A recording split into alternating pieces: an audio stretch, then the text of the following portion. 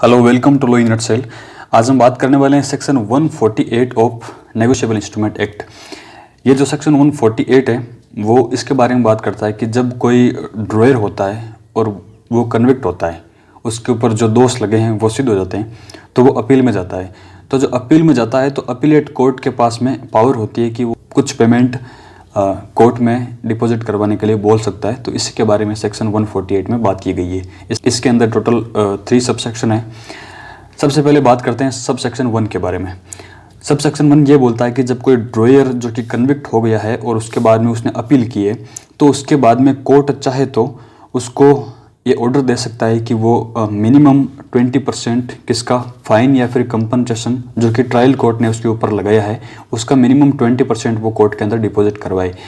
ऐसा order court दे भी सकता है और नहीं भी दे सकता है, वहाँ पर वर्ड में का यूज हुआ है। अब इसका जो प्रोवाइडेड है वो ये बात करता है कि जब किसी ड्रॉयर से कंप्लेनेंट को इंटरिम कंपनसेशन ग्रांट कर दिया गया है, तो जब इसमें ये जो मिनिमम 20% डिपॉजिट करवाना होगा वो इस इंटरिम कंपनसेशन में इंक्लूड नहीं होगा, वो इसके एडिशन में इंक्लूड होगा। मतलब इंटरिम कंपनसेशन और उसका कोई भी रिलेशन नहीं है, वो आपने सबमिट करवा दिया है, डिपॉजिट करवा दिया है इंटरिम कंपनसेशन, तो आपको ये जो यहाँ पर जो मिनिमम 20% है वो अलग से इन एडिशन आपको डिपॉजिट करवाने का कोर्ट ऑर्डर दे सकता है। अब ये जो सब सेक्शन 2 इसके टाइम पीरियड की बात करता है कि आपको कितने टाइम पीरियड के अंदर आपको ये पेमेंट डिपॉजिट करवाना है। तो सबसे पहले आपको 60 डेज़ का टाइम मिलेगा और उसके बाद में 30 डेज़ यदि आपके पास में कोई सफिशिएंट कोज है तो। और इसका जो सब सेक्शन 3 है वो ये बात करता है कि जो अमाउंट आपने 20% जो आपने कोर्ट में डिपॉजिट करवाया है वो कोर्ट किसी भी स्टेज ऑफ अपील पे आपको वापस दे सकता है, उस पेमेंट को आप रिलीज कर सकता है। ठीक है।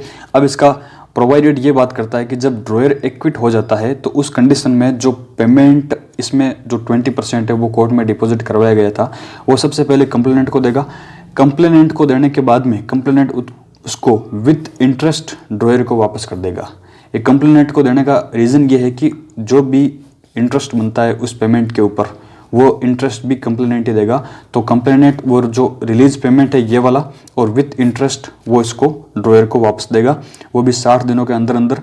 और यदि 30 दिन उसको एक्स्ट्रा और मिल सकते हैं यदि उसके पास में कोई सफिशिएंट कोज हुआ तो। Thank you.